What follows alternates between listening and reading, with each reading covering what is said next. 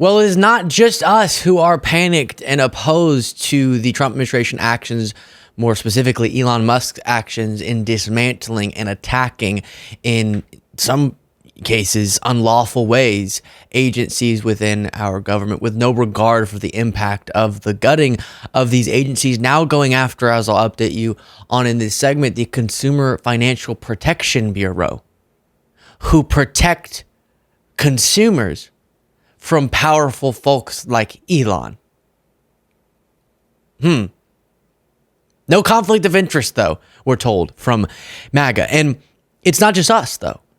So many of the very federal workforce members that the Trump administration is targeting and trying to push out of the government, the civil servants who prioritize their job and the Constitution above loyalty to Donald Trump, they're now speaking up.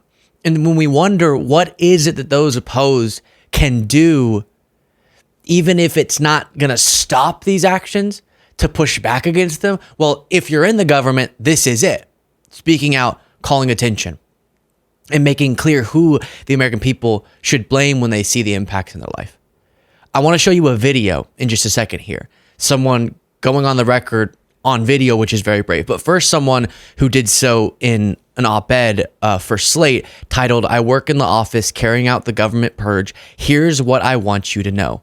We're as freaked out and angry as everyone else." Annie Porter writing this.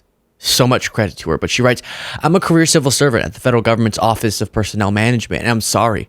Normally, the only time anyone hears about our agency is when we declare snow days for the DC area. And prior to Zoom schooling, that made us very popular with local school children. But since President Donald Trump's inauguration, a new email address has been set up at OPM and has been sending out emails after hours on weekends and sometimes more than once a day that disparage the work of our federal public servants and demand they resign or take these buyout plans that are actually complete scams, as we talked about, or prepare to be fired. These increasingly desperate pleas for civil servants, including us here at OPM, to quit are signed by the acting director of OPM, but mirror the directives Elon Musk used when dismantling Twitter, directives now being deployed in hopes of dismantling the federal government." And listen to this. And this is going to be the message in the video from a different federal employee. But as an OPM employee, I want my fellow federal workers and the American people to know that these emails may be coming from inside the house, but they're not coming from us. We at OPM are just as frustrated, confused, and traumatized as the rest of America. When I started my job at OPM, I swore an oath to the Constitution and to defend it against all enemies, foreign and domestic, making it especially awful that the threat to our government is coming from inside my own office building. And actually, let me read more of this in a second, but first jump over to a video that was posted first, I think, on TikTok, someone identifying himself as a federal employee saying this. But I guess there's only one way to find out. My dog's chewing on the bone if you're wondering what the noise is. But basically, I work in the federal government in a office that I'm trying to not give too much away, that like is handling a lot of the executive orders. And the government's like going to be in shambles, dude. This is the executive orders and the return to office. This is all stuff they don't have a plan for.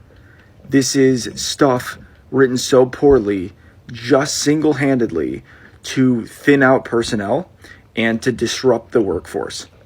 If everyone's trying to cheer on, like, for example, oh, DEI, oh, it's bad. No, it's not DEI, it's DEIA. But everyone tries to fit a narrative. Do you know what the A stands for? Accessibility. Do you know what one of the repercussions of that executive order is? It is pulling down any document, any web page or anything with any of those 4 words on it. That's a part of it. It's not just like any sort of like external hiring path or anything like that. No. It's literally if a form or document that is open to the public and stuff, or internal, like literal policy manuals, for example, has the words diversity or equity or inclusion or accessibility, those sections have to be pulled down, revised, and can only be put up after manual review and legal review. I'm not even joking. Do you know what has a lot of those words in it? Tax forms. Do you know what's happening in this season? Taxes. That's right. That's not even just that. the back to work stuff, it is single-handedly not because of productivity. No. Productivity shot up when we had telework and remote work. It's actually dropping, and it's a problem. They don't have the physical space for the staff to return to the office. They are...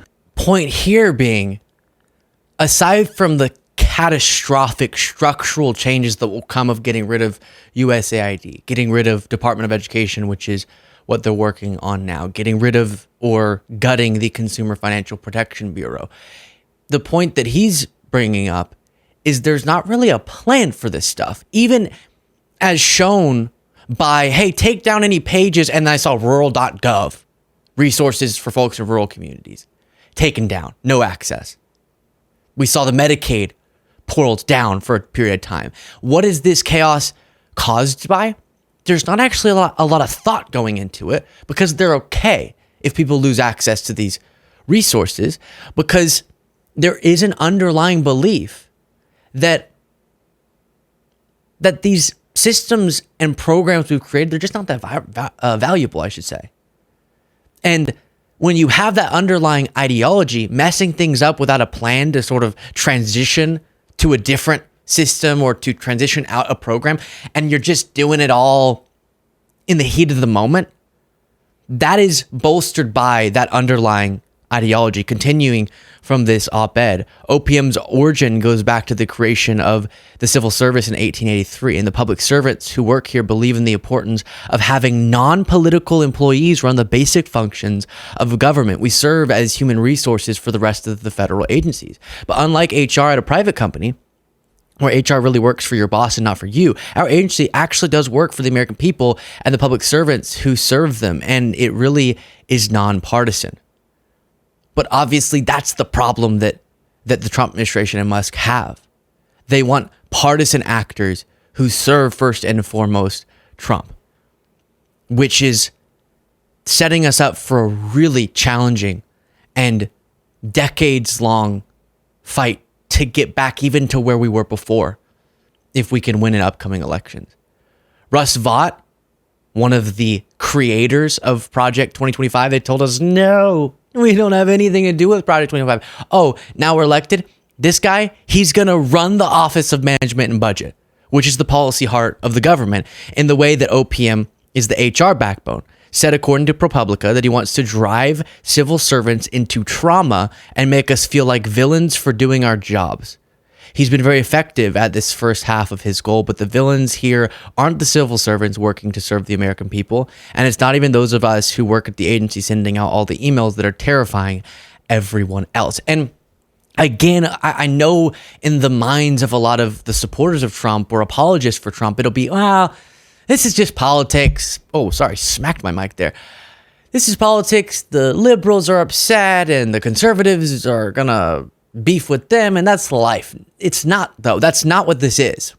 This is people who specifically value being nonpartisan, apolitical in their position. They'll have personal politics, sure, but in the job they do, it's a part of what they want to honor is the tradition of being nonpartisan actors, so that we can have a structure in our government that provides some stability and is first and foremost dedicated to doing their jobs effectively. And then big policy changes can be made from elected leaders however they like, if they'll follow the law, unlike what Trump and his allies are doing right now.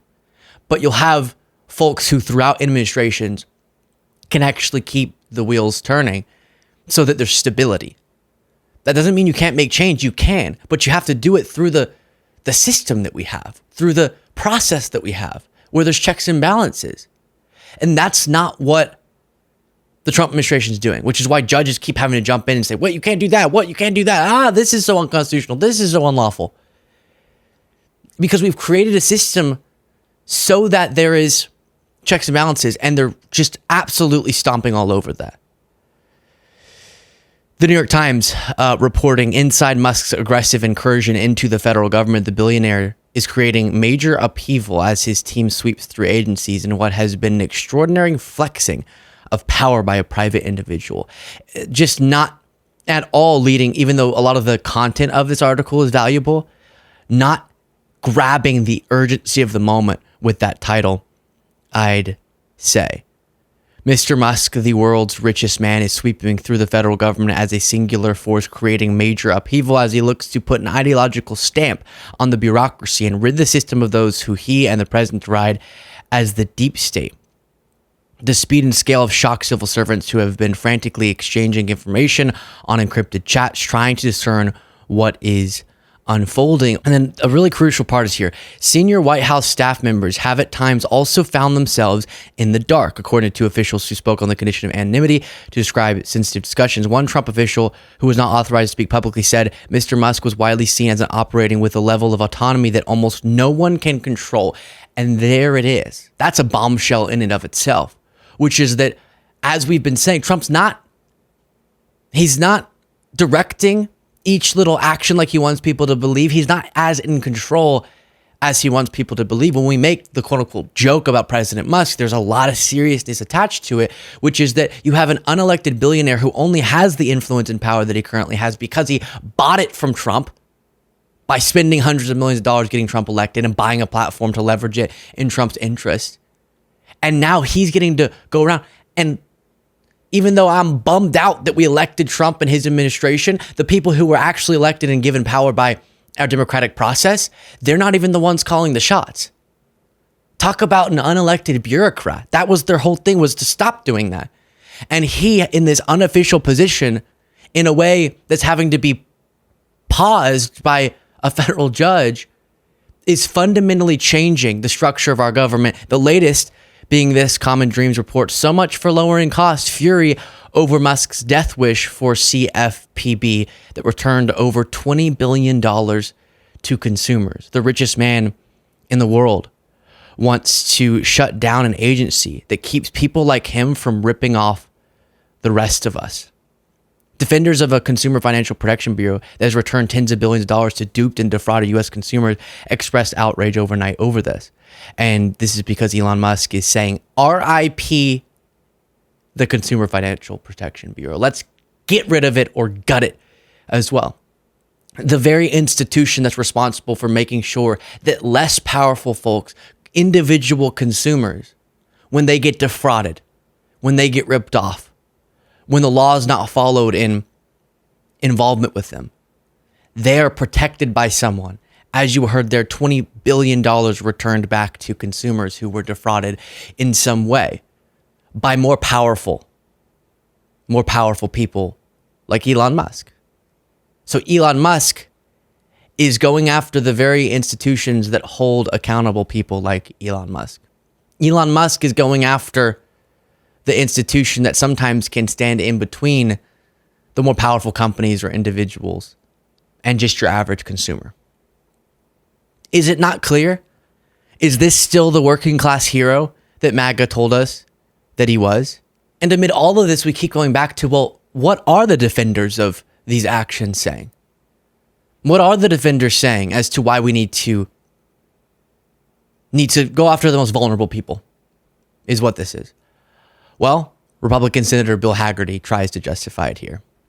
Appropriator, I've asked them to be very clear about, for example, their role funding Hamas in Gaza. They would not comply. They will not tell us what they do. Now that we start to find out some of the programs that AID has been funding, if you think about it, sex change operations in Guatemala, LGBTQ programs in Serbia, the U.S. this is government ridiculous. does not This is fund so beyond sex the pale. change operations or fund Hamas.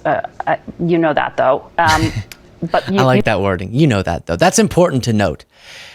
I wonder if they do sometimes, though. We saw, I forget who it was, Buddy something. Buddy was his first name, but he was on CNN talking about $15 million of condoms to the Taliban. And the thing he was thinking he was trying to say was $50 million to Gaza, which was a complete lie. $0. It was just a lie, as we've now mentioned it a bunch of times. But think about that. Think about not just lying, but getting mixed up. So I don't know what Hagerty's saying. He's probably mixing up one of the other talking points. But if you're going to ruin the lives of so many people, necessary institutions and communities, as I keep giving you more and more updates on, are reporting that they've just lost crucial funds. The most recent one that we went over was health clinics. And you better come with a stronger justification than tired debunk talking points about all sorts of different things. Then take a look at this. Kristi Noem, I think you can best describe this as a short circuit when she's asked by Dana Bash about all of this.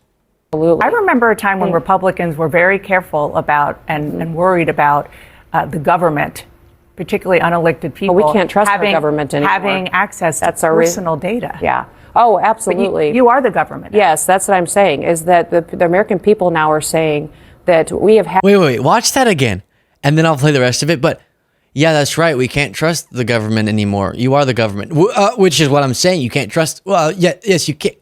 Wait, we can have your private data because you should trust us because we are the government. But also, you can't trust the government, so don't trust it with your private data. But we should have it because you can't trust the government, but the other government...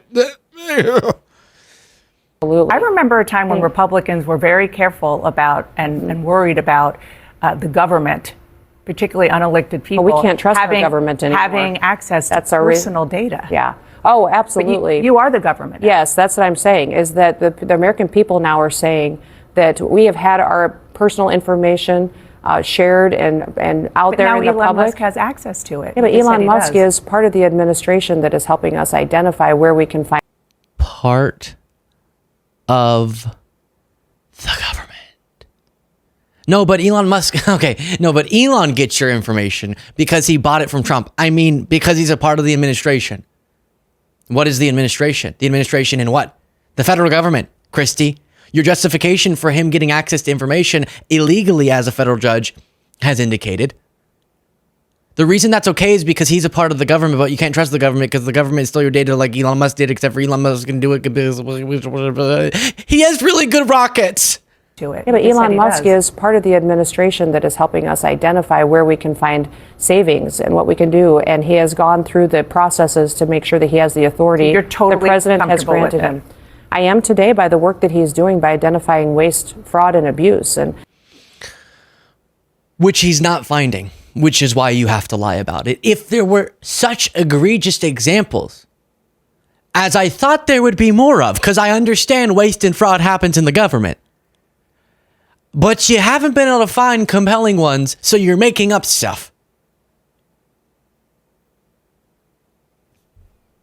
Share your thoughts in the comments. If you do want to support the show, you can do it by clicking the join button below.